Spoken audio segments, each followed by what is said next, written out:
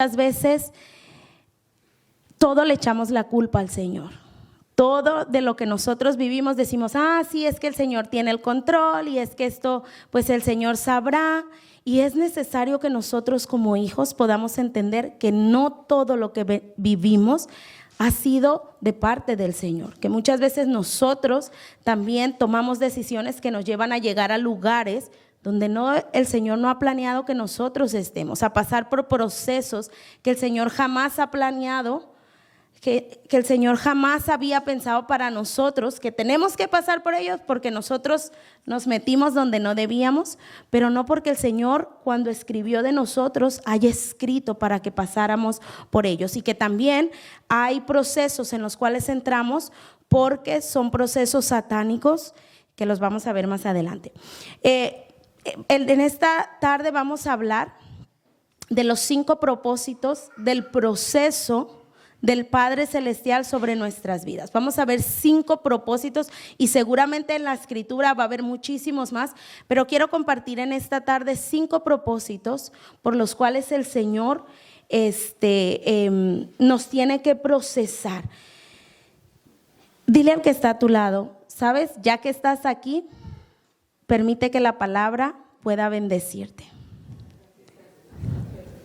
Ya que hiciste el esfuerzo de levantarte, de venir, permite que la palabra pueda bendecirte, que la palabra pueda alimentarte en este día y pueda salir bendecido. Si podemos ponerla, vamos a ver el primer propósito.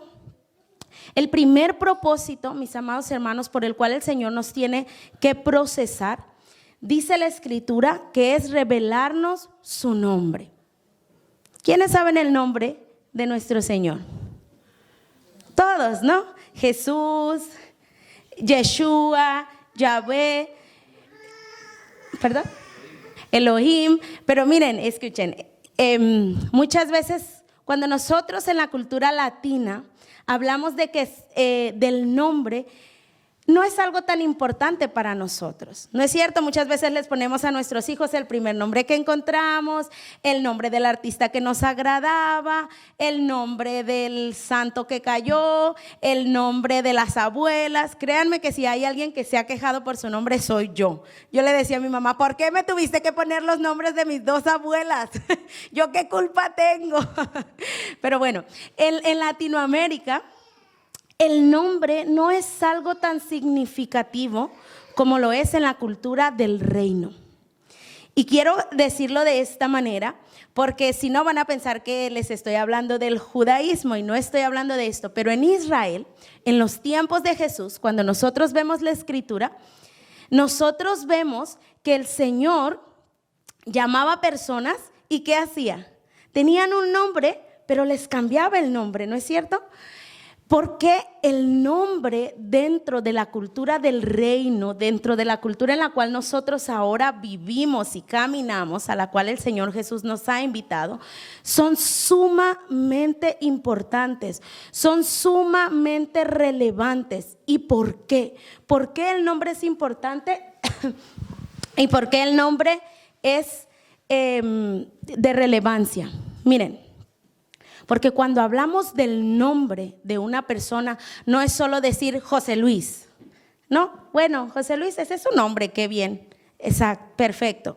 Sino que cuando hablamos de que el Señor nos quiere revelar su nombre, estamos hablando de que al revelarnos su nombre, nos va a revelar su carácter, su propósito, su poder y sus atributos. Y ahí ya como que suena diferente, ¿no es cierto? Pero como que cuando decimos el nombre, bueno, pues yo sé que es Jesús, yo sé que es Jehová, yo sé que es el Padre, yo sé que es el Hijo. Pero no es eso. Cuando el Señor quiere revelarnos su nombre, mis amados hermanos, es porque el nombre tiene una descarga profética, el nombre tiene un propósito, es el carácter, son los atributos de Él y su nombre tiene poder.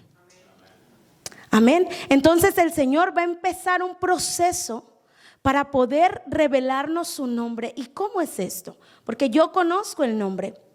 Miren lo que dice Isaías 52:6, dice: Isaías 52:6 dice: por tanto, mi pueblo conocerá mi nombre. Así que en aquel día comprenderán que yo soy el que dice: aquí estoy. En aquel día mi pueblo conocerá mi nombre, porque yo soy el que dice: aquí estoy. Quiero ponerles un ejemplo. Cuando Moisés mira la zarza ardiente y Moisés se acerca a la zarza ardiente porque miraba que no se consumía, dice la palabra que el Señor le dice algo. ¿Y qué le dice? ¿Qué le dice el Señor a Moisés? Que se quite las sandalias, pero ¿qué nombre le dice? ¿Qué le dice el Señor? ¿Nadie se acuerda?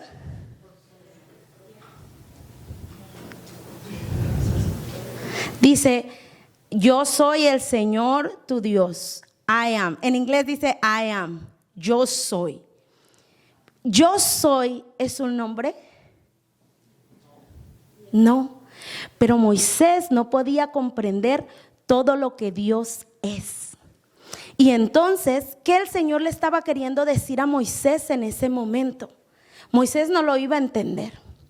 Más adelante nosotros vemos que se empieza a hablar de Yahvé, Elohim, Rafa, el Shaddai, o mi bandera, mi sanador, mi libertador, mi escudo, mi verdad, el todopoderoso. ¿Por qué? Porque todas esas maneras en las cuales se conoce al Señor nos tiene que ser revelado. El Señor le dijo a Moisés: ve, el yo soy te ha enviado. Y si me preguntan, ¿qué diré? El yo soy te ha enviado. Y ahí Moisés empieza a conocer al Señor. Dice la escritura que él dice: aquí estoy. El Señor siempre estará ahí para nosotros. El Señor siempre estará con nosotros, no solo para nosotros, sino con nosotros. Y nosotros necesitamos entender y comprender esto.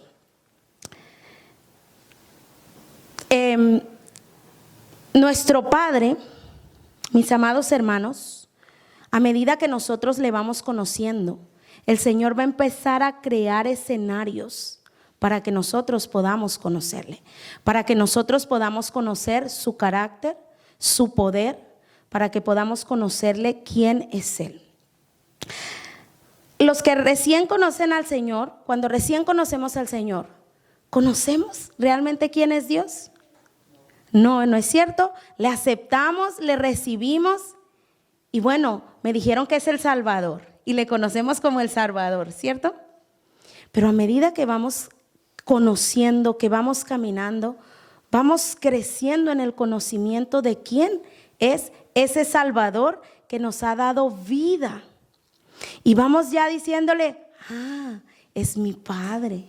De verdad, el Señor es todopoderoso. Mira cómo ha hecho milagros, cómo ha hecho esto, cómo ha movido aquellas cosas. Y vamos conociéndole y vamos pudiendo entender quién es Él. Miren lo que dice Ezequiel 20, versículo 44.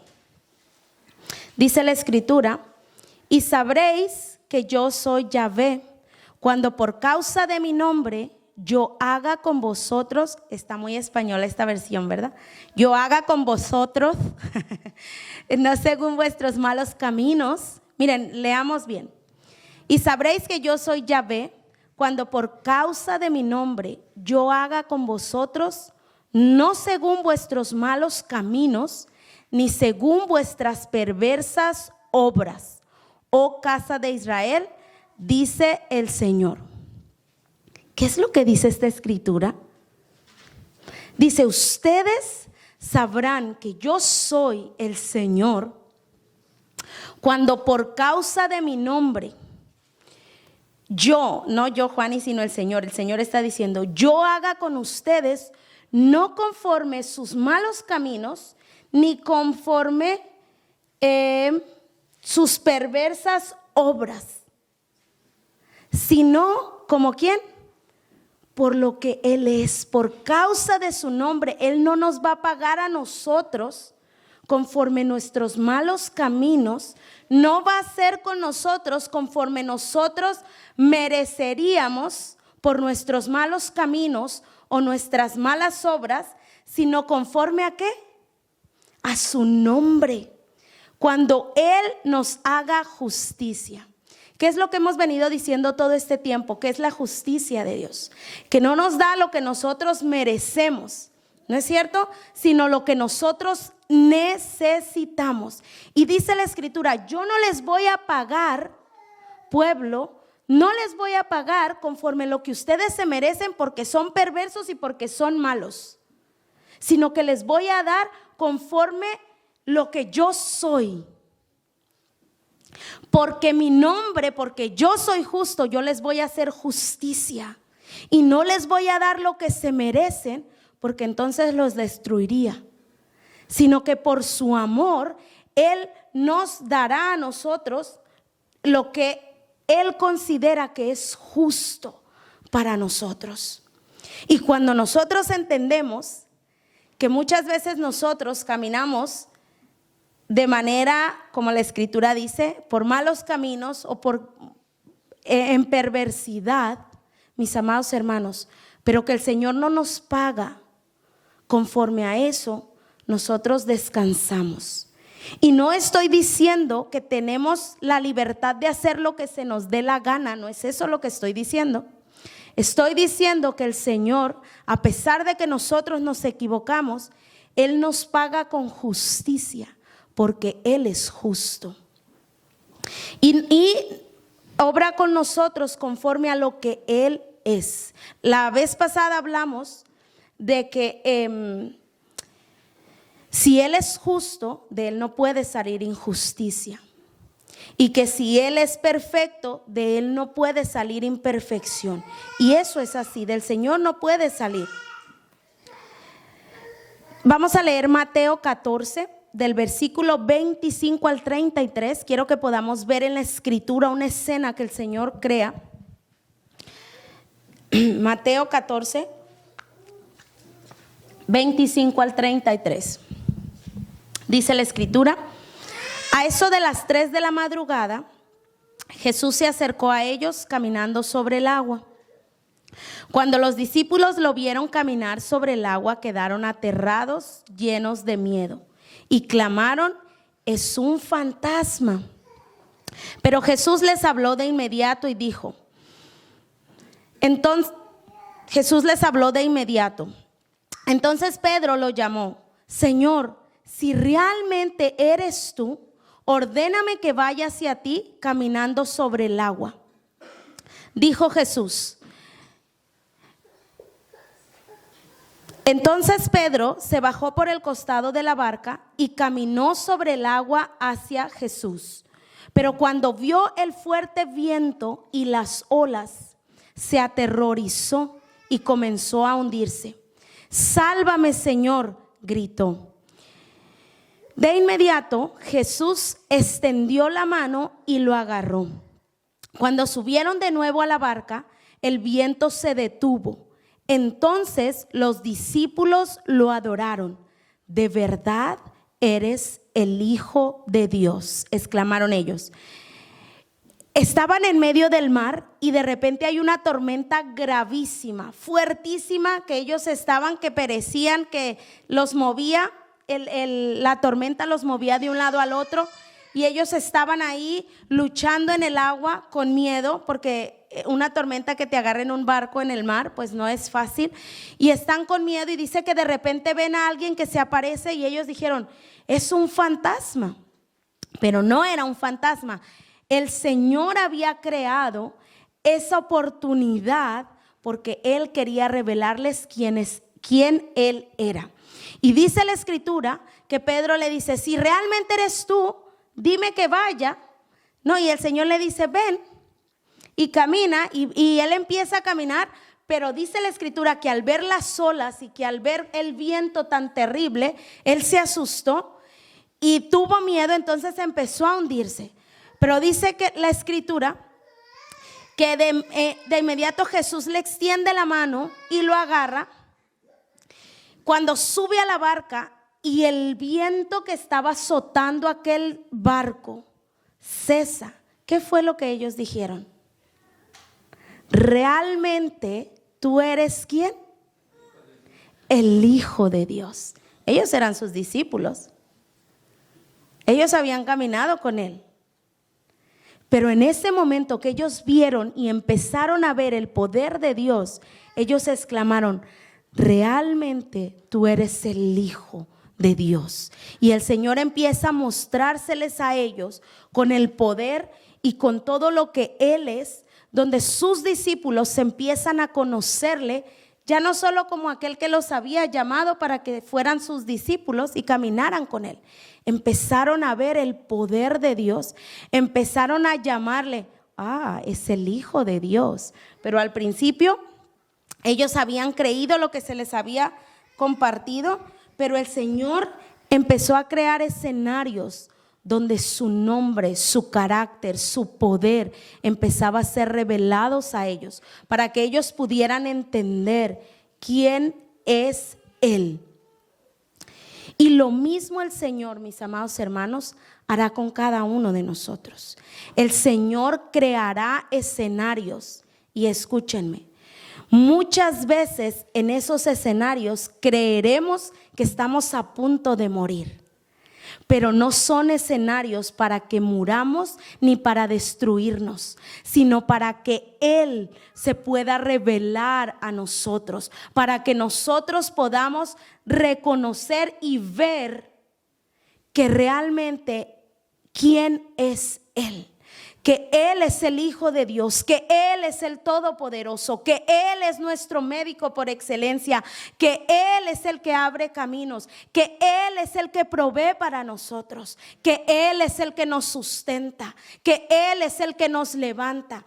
Por eso Él es el yo soy, porque todo lo que tú necesites viene del yo soy, porque todo lo que Él es, nuestra mente no lo podría entender, pero cuando Él vea creando escenarios para que tú los vayas viviendo y vayas viendo todo lo que Él es, tú empezarás a conocerle y tú empezarás a tener confianza. Y cuando venga otra situación más difícil, recordarás quién te ayudó, de dónde te sacó y cómo tiene el poder para donde hoy estás, sacarte también y puedas salir adelante. Y el Señor crea esos escenarios maravillosos, aunque nos asusten, aunque no nos gusten. ¿Ustedes creen que a los discípulos les gustó estar en esa tormenta? No.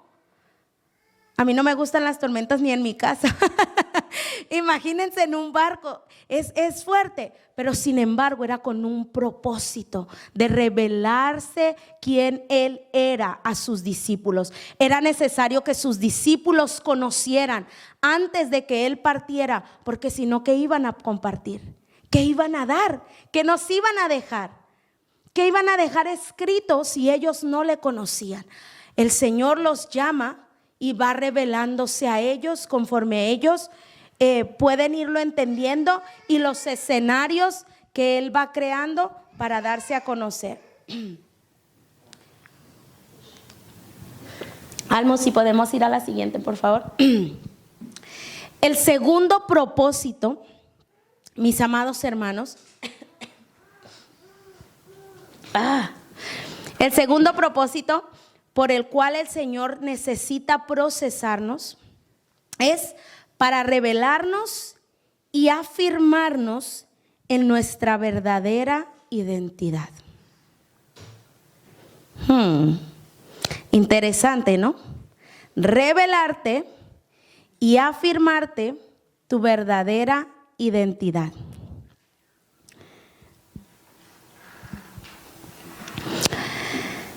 Miren los dibujos que tenemos ahí. Una persona que se está viendo al espejo, pero en el espejo no tiene rostro, porque no sabe. En la parte de abajo tenemos personas que están con un signo de interrogación, no saben quiénes son, no saben. Y en el otro lado tenemos una persona que tenía una identidad, pero resulta que era una máscara, no era su verdadera identidad y está siendo quitada. El Señor necesita procesarnos, mis amados hermanos, para poder revelarnos quiénes nosotros somos y que podamos caminar seguros en la identidad que Él nos ha dado. Y miren lo que dice, lo que le puse aquí en el medio.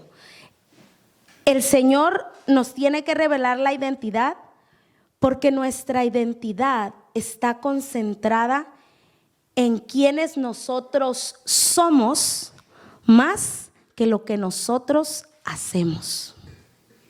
Tú no eres lo que haces. Y la mayoría de las veces si tú le preguntas a alguien, ¿tú quién eres? Te va a decir, te va a decir el nombre, te va a decir su profesión, te va a decir la familia. Pero tú, ¿quién eres? ¿Quién eres realmente? ¿Quién eres? Y el Señor necesita hacer esos procesos en nuestra vida para poder mostrarnos nuestra verdadera identidad. Vamos a seguir hablando de Moisés. Moisés, dice la escritura que nace y obviamente tiene que ser puesto en una canasta en el río para ser salvado porque estaban matando a todos los niños, ¿no es cierto? ¿En dónde crece Moisés?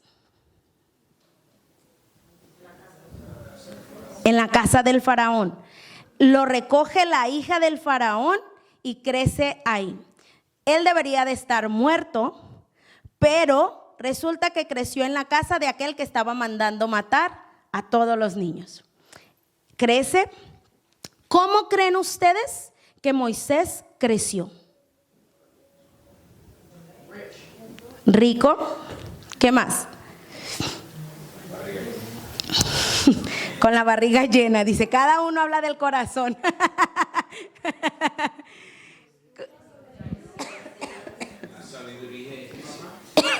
Con las costumbres y creencias que había en la casa del faraón, con la sabiduría egipcia. Moisés fue preparado porque un día, como era hijo, estaba como hijo de la hija del faraón, podría llegar a tomar el lugar del faraón. Así que Moisés fue preparado, mis amados hermanos, con toda la cultura, con todo lo que la cultura egipcia, todo lo que un egipto necesitaba saber para poder tomar el trono. Moisés está ahí, crece, pero dice la escritura que él no se sentía como que estaba en el lugar correcto, ¿no es cierto? Él no se sentía así. Y dice que un día mira a dos que están peleando y ¿qué dice? Va y le regaña, ¿no? Y va y le riñe. Y defiende y mata, no a uno, y lo entierra porque le da miedo. Pero él ya como que algo estaba sucediendo, porque él creció como un egipcio. Pero quien él era no podía ser cambiado por donde él creció. Resulta que dice la escritura que el Señor lo tiene que sacar de donde él estaba y lo lleva al desierto y lo procesa ¿por cuánto tiempo? ¿Alguien recuerda? 40 años, mis amados hermanos. 40 años lo tiene que procesar. ¿Y qué proceso hace el Señor en él? El Señor tenía que arrancarle a Moisés, porque él no era un egipcio, él era un hebreo. Y el Señor tenía que arrancarle a Moisés todo lo que él había aprendido, toda la cultura que él había aprendido. El Señor tenía que mostrarle lo que era la cultura del reino. Lo voy a decir en esta manera, todavía no había venido Jesucristo, pero todo lo que el Señor tenía que revelarse a él para que él pudiera cumplir el propósito por el cual el Señor lo había llamado. Y el Señor lo lleva al desierto, lo procesa por 40 años y lo hace libre. ¿De qué hace el Señor libre a Moisés?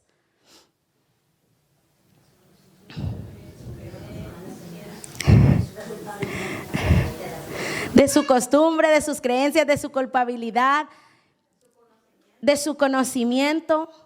Pero hay algo específico, hermanos, que el Señor es lo que tuvo que deslastrar de Moisés. Y fue la identidad falsa que él tenía.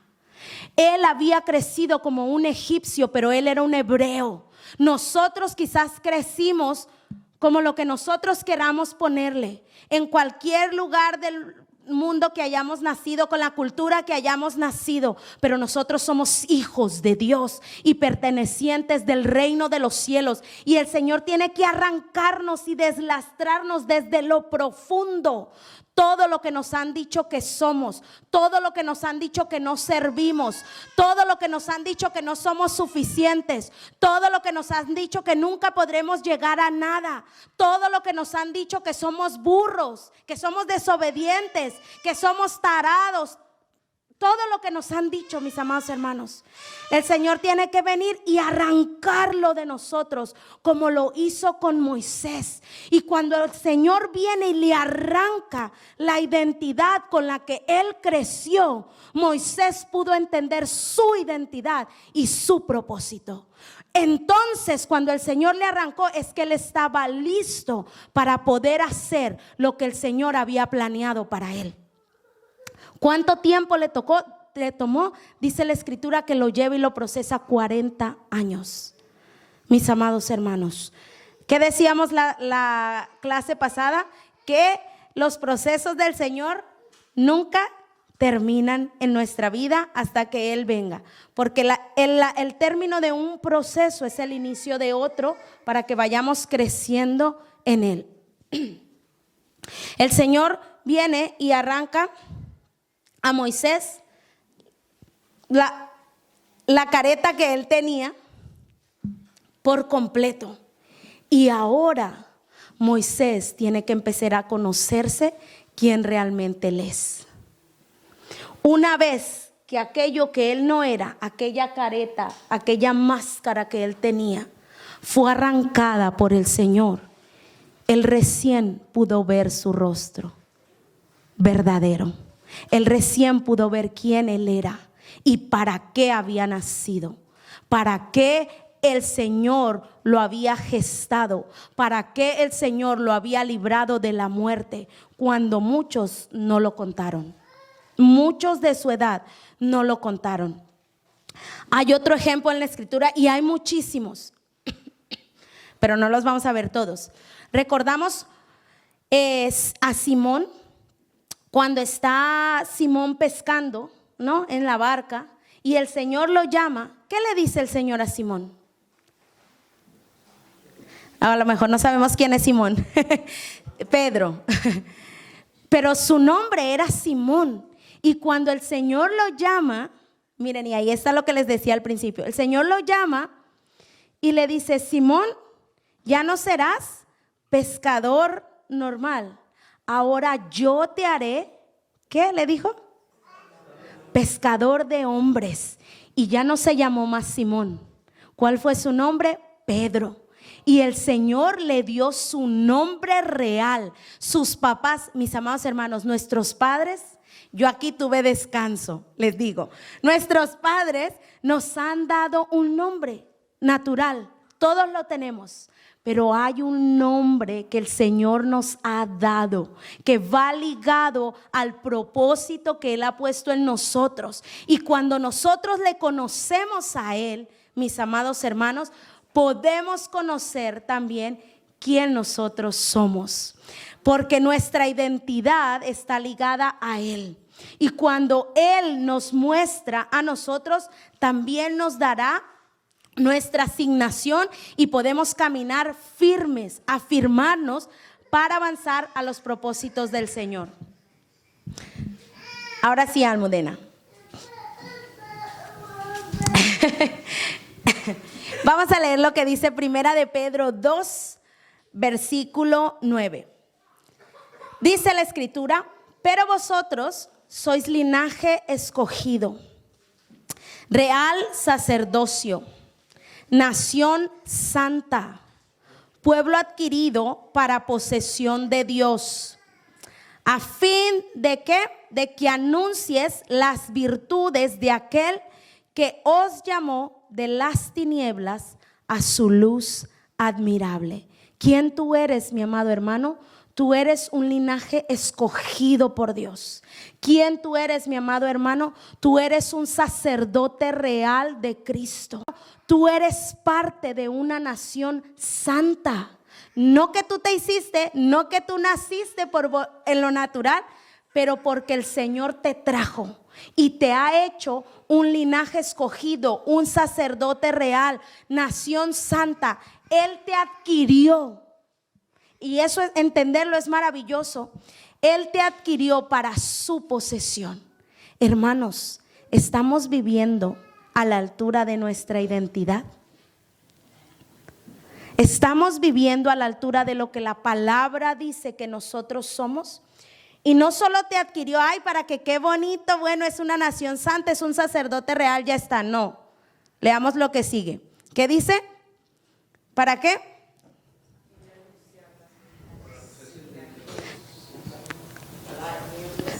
Dice, para posesión de Dios. ¿Y qué es lo que dice después?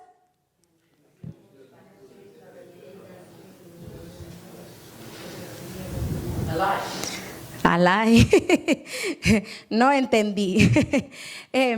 Hermanos, Él te hizo de su pueblo.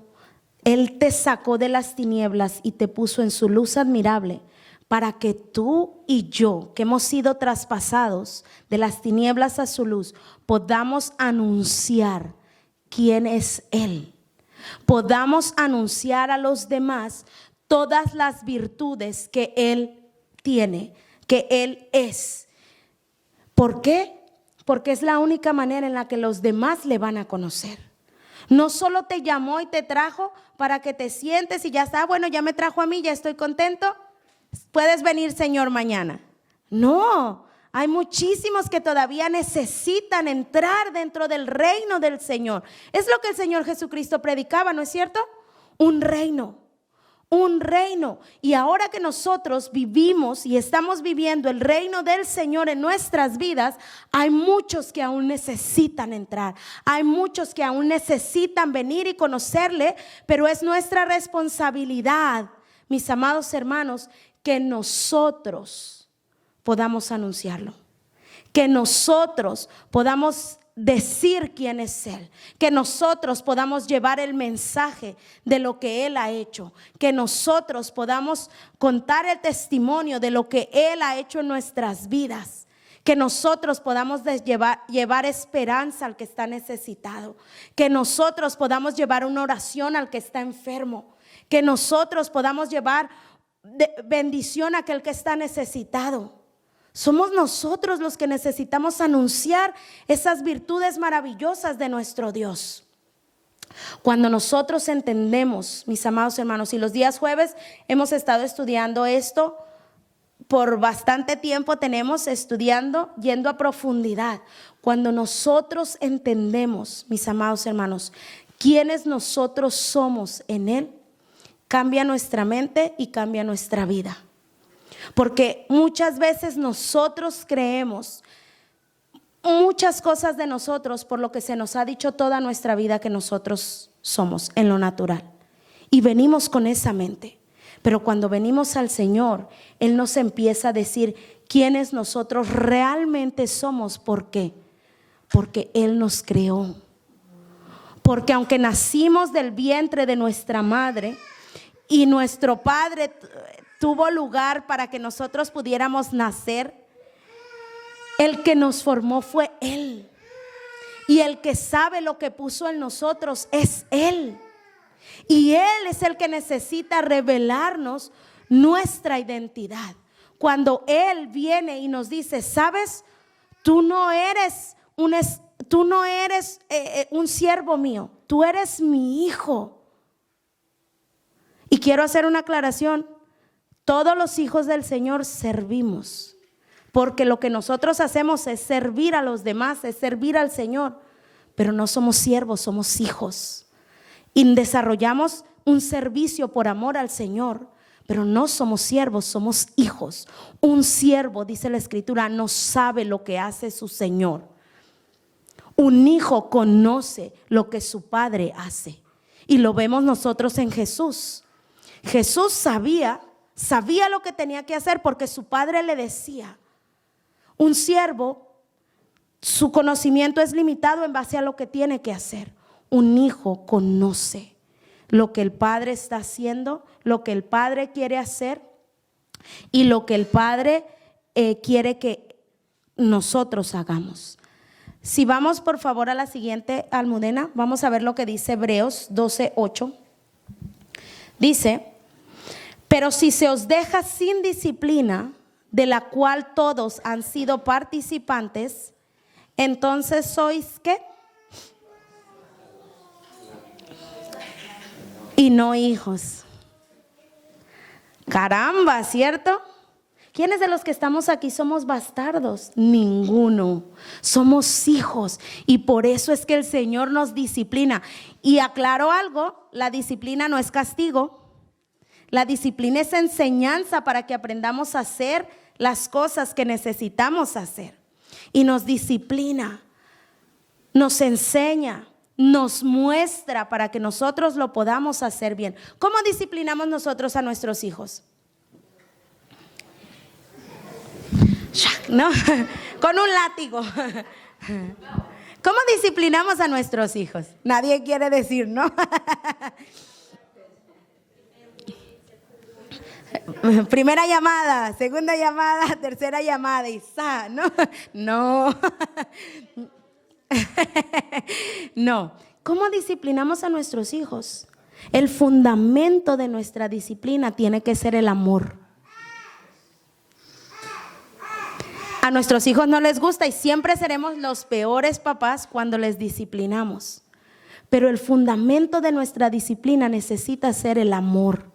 Y el Señor, el fundamento de su disciplina es el amor.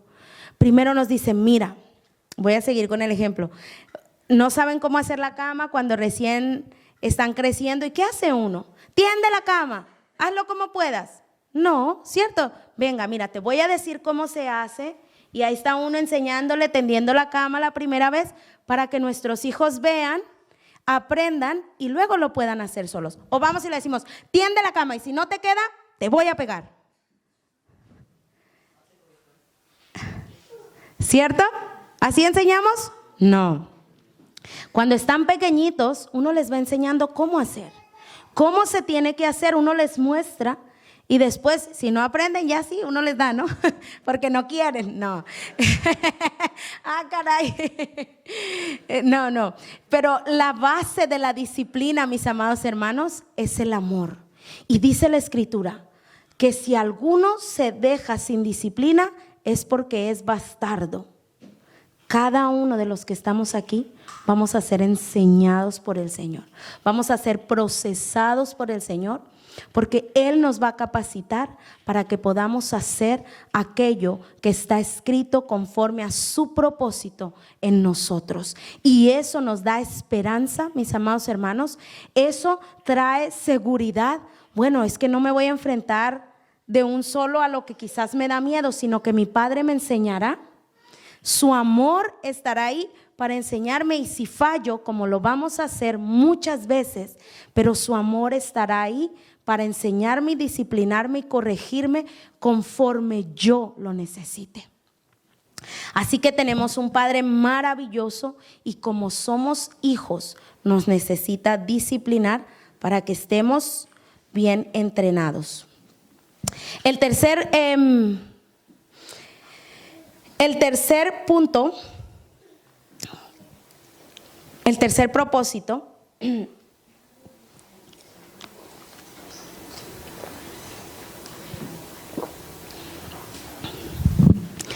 es revelarnos nuestro propósito. Y está muy ligado a lo que es revelarnos nuestra identidad, pero no es lo mismo.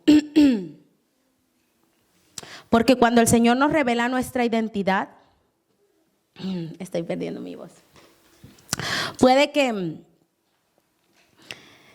nos diga en grandes rasgos qué es, ¿no? Para lo cual Él nos ha formado, para lo cual Él nos ha llamado. Pero todavía No está claro a nosotros lo que Él quiere hacer. Pero uno de los propósitos del Señor es poder revelarnos nuestro propósito. Y vamos a ver con algunos ejemplos. Tenemos ahí, perdón un segundo,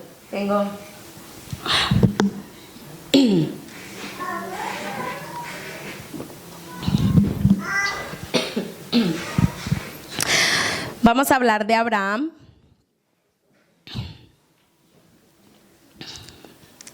Cuando el Señor llama a Abraham, y me van a ayudar. Cuando el Señor llama a Abraham, ¿de dónde lo llama? ¿Alguien recuerda? ¿Cuál era su hometown? Ur de los Caldeos. O sea que Abraham, no, ahí todavía era Abraham. No, todavía no existía el pueblo del Señor, ¿no es cierto? Y el Señor lo llama.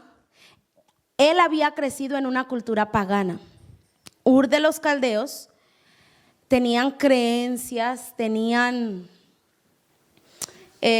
una cultura bien pagana, donde adoraban a sus dioses, donde hacían cosas muy fuertes. Y el Señor de repente se le aparece a Abraham y le dice, ¿qué es lo que el Señor le dice a Abraham? Sal de tu tierra y de tu parentela y vete a donde yo te voy a mostrar. La mayoría de nosotros decimos, y nosotros leemos, dice la Escritura, que Adán obedeció. Abraham obedeció en parte. Porque el Señor le dice a Abraham, sal de tu tierra y de tu parentela, pero Abraham se va y nosotros vemos que se lleva parte de su familia con él, ¿no es cierto? Y se va a donde el Señor lo lleva. ¿Y qué es lo primero que qué es lo más fuerte que el Señor le pide a Abraham que haga cuando están en aquel lugar? Que sacrificara a su hijo. Le dice, llévalo al altar y sacrifícalo. ¿Por qué ustedes creen que el Señor le pide eso?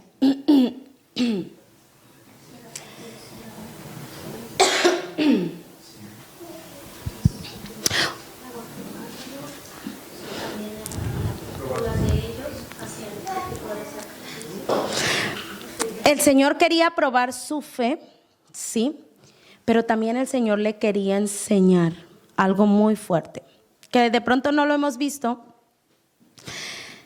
Cuando Abraham creció en Ur de los Caldeos, ellos sacrificaban niños, ellos ofrecían niños. Y cuando el Señor le llama a Abraham y le dice, sacrifícame a tu hijo, gracias.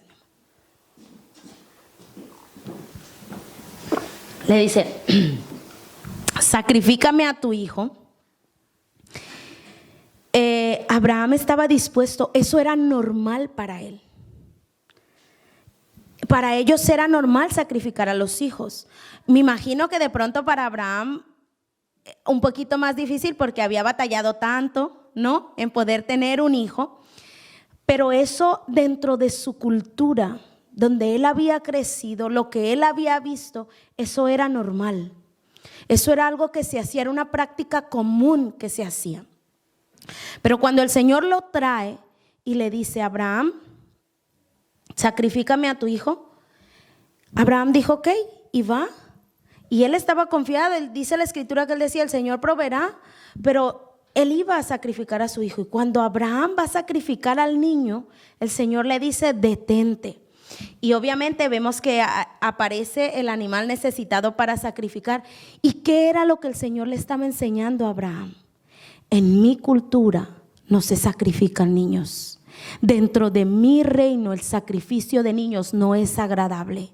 Dentro de mi reino nunca más sacrificarás a un niño, porque yo no recibo la sangre de los niños. Yo no necesito la sangre de los niños para alimentarme y poder bendecirte.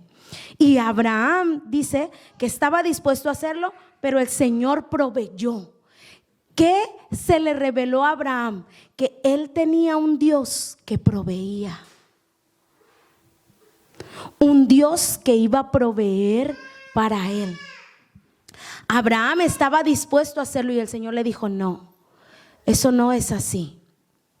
Porque cuando tú no tenías un hijo, yo te dije a ti que yo te iba a bendecir con él. Cuando tú no tenías nada, yo te dije a ti que tú tendrías una herencia como las estrellas del cielo o como la arena del mar. ¿Cómo podía cumplirse esa palabra si no era solamente que el Señor la pudiera hacer posible? Yo creo que Abraham ni se imaginó, mis amados hermanos, como muchas veces nosotros no nos imaginamos lo que el Señor nos habla. El Señor nos dice algo y yo creo que no llegamos a ver la extensión de lo que el propósito de Él tiene con una persona. ¿Por qué? Abraham no alcanzó a ver, pero el día de hoy en el mundo entero se adora y decimos que venimos de la descendencia de Abraham por la fe. ¿No es cierto? Dice que nosotros venimos y somos parte de esa descendencia que el Señor le prometió a través de la fe. Abraham entendió que él tenía que tener un hijo, que él tenía que obedecer al Señor, pero yo creo que nunca alcanzó a ver toda la magnitud de lo que esto traería de bendición hasta el día de hoy. Abraham es llamado el padre de la fe porque fue el primero que le creyó al Señor. Y no solo que le creyó y lo escuchó, sino que ¿qué hizo? Obedeció. A medias, pero obedeció. Después nosotros vemos cómo el Señor tiene que producir un evento donde se tenga que separar de su familia, y recién ahí empieza el propósito de Abraham, lo que el Señor le había dicho, por causa de que él se había llevado a quien no se debía de llevar, porque tenía que irse solo con su esposa, pero se llevó parte de su familia y obviamente como que el proceso del Señor se retrasó un poco porque pues se llevó, ¿no? Pero sin embargo, él obedeció, se fue a donde el Señor le dijo que se fuera, estuvo dispuesto a hacer lo que el Señor le dijo que hiciera, y el Señor le fue revelando cómo el Señor le cambia el nombre. Él era Abraham. No sé, es que en español como que no se nota tanto la diferencia al pronunciarse, ¿no? Pero de repente, por cuanto había obedecido, por todo lo que el Señor le hablaba y él caminaba y se le había revelado, dice la Escritura que le dijo: ya no serás Abraham, sino Abraham, ¿no? Y le pone una H. ¿Por qué una H? No solo porque se mira bonito, es una H de donde viene de Yahvé, que eran del nombre de Dios, porque yo estaré contigo, y le inserta una letra de su nombre dentro de su nombre y le cambia por completo su propósito, le cambia por completo su mente, le cambia por completo su cultura, le cambia por completo lo que él estaba acostumbrado a hacer. Porque ahora ya no era lo que él quería hacer, ahora era lo que Dios iba a hacer en su vida a través de él.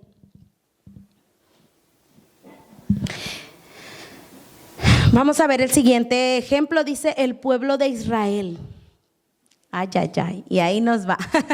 Porque el pueblo de Israel, cuando nosotros leemos la historia, es increíble. El pueblo de Israel estaba esclavo en Egipto. ¿Y qué les dice el Señor al pueblo de Israel cuando lo va a sacar de Egipto? ¿Alguien se acuerda? Cuando el Señor va a sacar a Israel, al pueblo de Egipto, ¿qué le dice el Señor? Yo te voy a sacar de aquí, le dice, y te llevaré a una tierra donde fluye leche y miel. Ya no serás esclavo. Ahora yo te voy a dar una nación. Tú serás tu propia nación.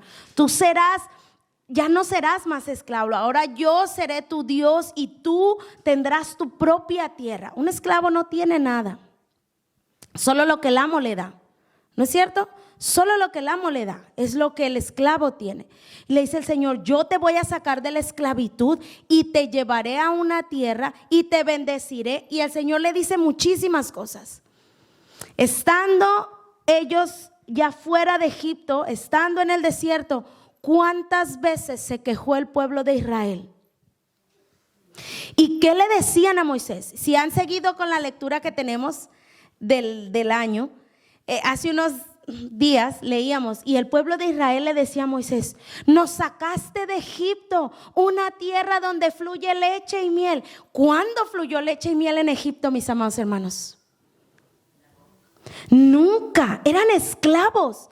Pero el pueblo, aunque el Señor lo había sacado y le había dicho y le había profetizado y le había jurado lo que Él iba a hacer de ellos como nación, como no lo vieron inmediatamente, ya estaban enojados y se enojaban terriblemente con Moisés. Y le reclamaban a Moisés y le decían, nos sacaste para matarnos, nos sacaste para que muramos de hambre, nos sacaste aquí que no tenemos nada, estábamos mejor en Egipto, donde las cebollas sabían deliciosas. Eso dice la palabra, no estoy bromeando, eso dice la palabra. Había cebollas y no sé qué y no sé cuánto. Pero el Señor le había dicho, yo te voy a entregar una tierra que fluye leche y miel. Pero como ellos no conocían otra cosa que la esclavitud de Egipto, eso era lo mejor que ellos habían vivido. Y el Señor tuvo que trabajar con ellos de tal manera, mis amados hermanos, que ninguno de los que salió de Egipto, ninguno, escúchenme, ninguno de los que salió de Egipto, a diferencia de Moisés y Caleb, entendió el propósito del Señor. ¿Y qué sucedió? Porque no le creyeron, murieron en el desierto y no pudieron ver lo que estaba preparado para ellos, porque no entendieron, no pudieron ver, no pudieron entender el propósito tan grande y maravilloso que el Señor tenía con ellos y quedaron viéndose al pasado.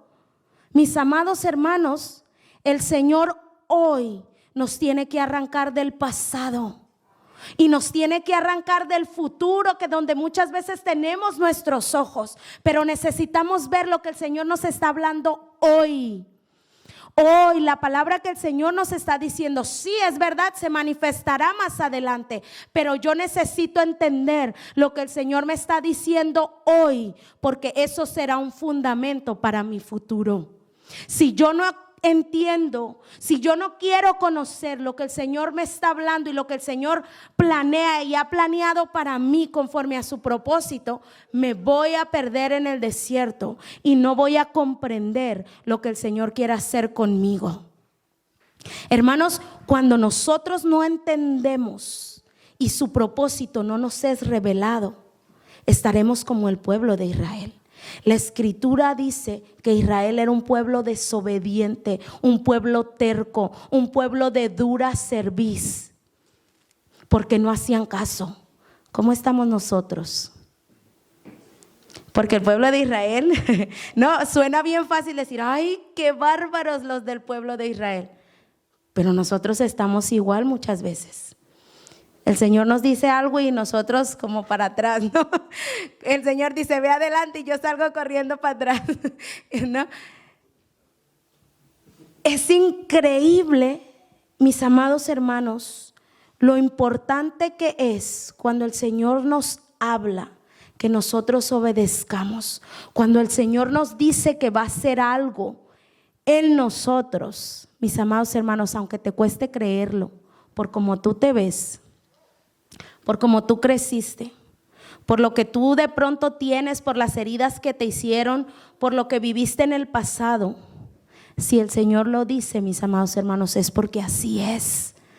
No peleemos, sino más bien digámosle: Señor, revélame tu propósito en mí, para que pueda caminar por él, para aunque me equivoque a medias como Abraham, pero pueda obedecerte, para que pueda caminar con firmeza donde tú me estás llamando y pueda ver lo que tú quieres hacer conmigo, pueda entender lo que tú quieres hacer conmigo. Pero es que lo que el Señor hace conmigo afecta al que está a tu lado. Lo que el Señor hace conmigo también tiene un impacto en el que está detrás tuyo, adelante tuyo. Y por eso es que es tan importante que el Señor nos pueda revelar su propósito, porque si no lo entendemos, hermanos, estaremos como el pueblo de Israel, deseando lo que teníamos en nuestro país. ¿Por qué creen que el Señor a veces, y la mayoría de los que estamos aquí, el Señor nos ha tenido que sacar de nuestra tierra? Nos ha tenido que traer lejos de nuestra familia. Ha tenido que pasar procesos increíbles en nosotros. Permítele al Señor que Él te pueda revelar su propósito. No el propósito tuyo, es su propósito para ti. Y por último vamos a ver el ejemplo de Pablo. Pablo, mis amados hermanos, creía que conocía al Dios vivo. Saulo, diré. Saulo creía que conocía al Dios vivo. Saulo creía que él estaba haciendo la voluntad de Dios cuando perseguía a la iglesia, porque se había levantado este movimiento de repente y no era lo que ellos habían aprendido, lo que a él se le había enseñado. Y él estaba seguro que él estaba haciendo la voluntad de Dios. Y dice la Escritura que él se ensañaba tanto con los cristianos que pedía permiso para irse lejos y traerlos arrastrados hasta donde podían ser encarcelados. Y en una de esas, mis amados hermanos, que él sale para ir a perseguir a los cristianos, a Saulo se le aparece el Señor. Y él creía. ¿Nosotros creemos en el Señor? ¿Estamos haciendo la voluntad del Señor? Cuidado que hoy se nos aparezca el Señor y nos pegue una tumbada, ¿no? Como a Pablo. Pero Saulo creía. Él estaba seguro. Y de repente el Señor se le aparece y le dice: tú estás yendo contra mí.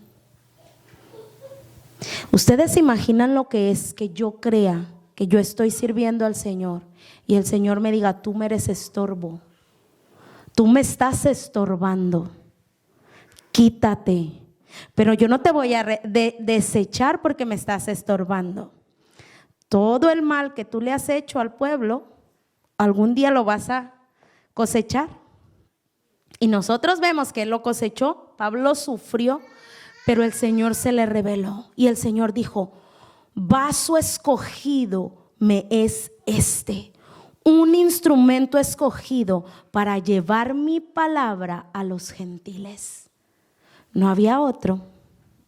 ¿Por qué? Porque Pedro era judío y Pedro no se iba a mezclar con los otros. Nosotros vemos en la Escritura cómo le costó y cómo fingía mientras no había nadie. Bueno, estaba con ellos ahí en la rosca y nomás venían algunos y uy, ya no me hables, José Luis, porque aquí están los otros que me pueden regañar. Nosotros vemos eso en la Escritura, no así de como Fanny, ¿no? Pero nosotros es lo que vemos en la Escritura. Pablo, dice la Escritura que se encerró 3 años. Pasaron 3 años y él tuvo que conocer al Señor.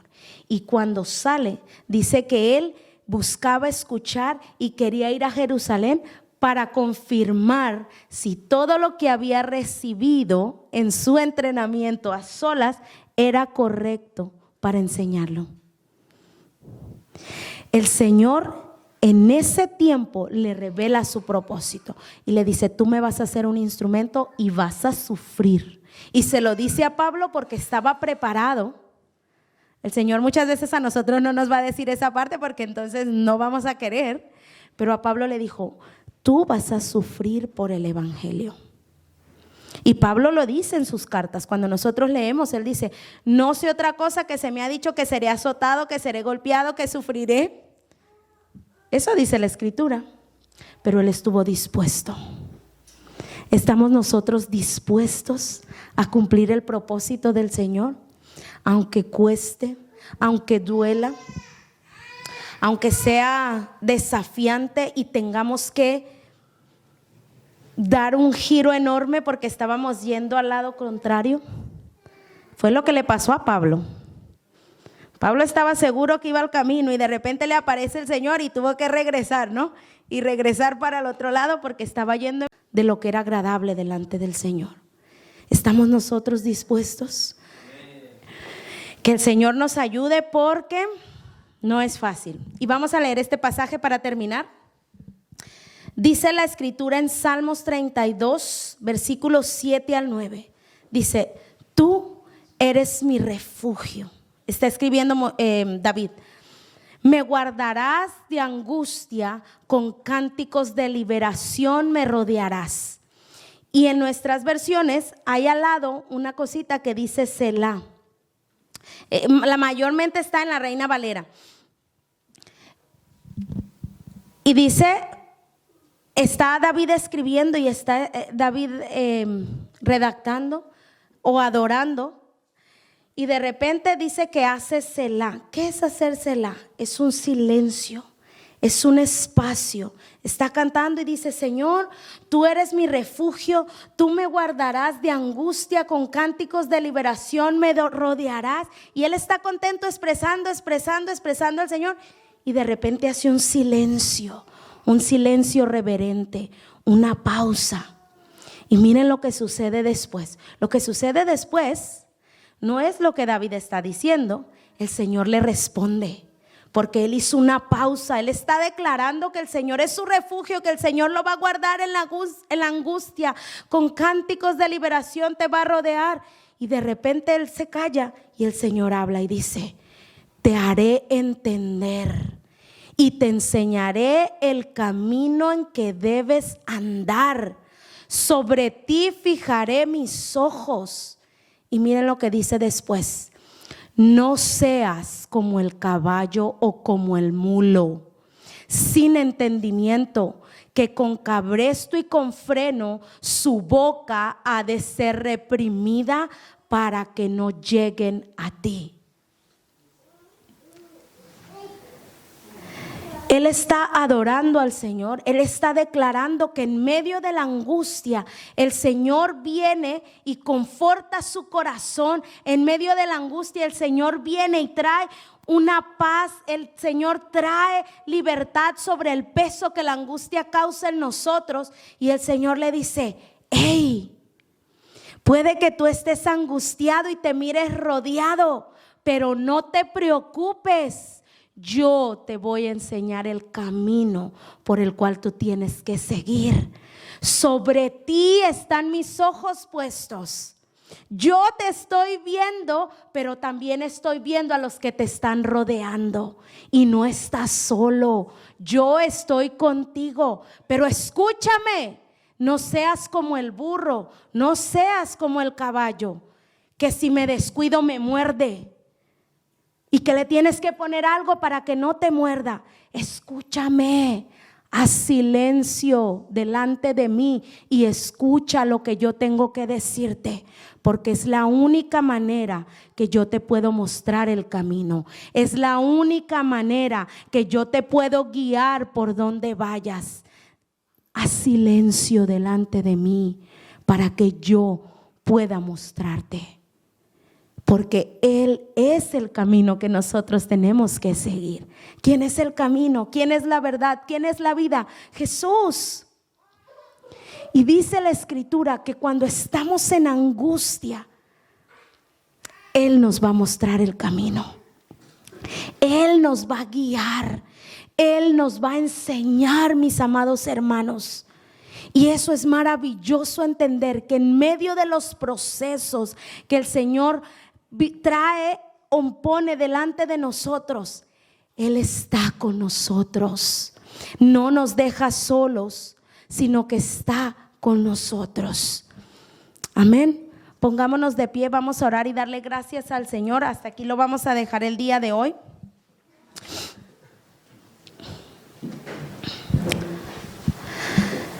Señor, queremos darte gracias, Señor, en esta hora, mi Dios.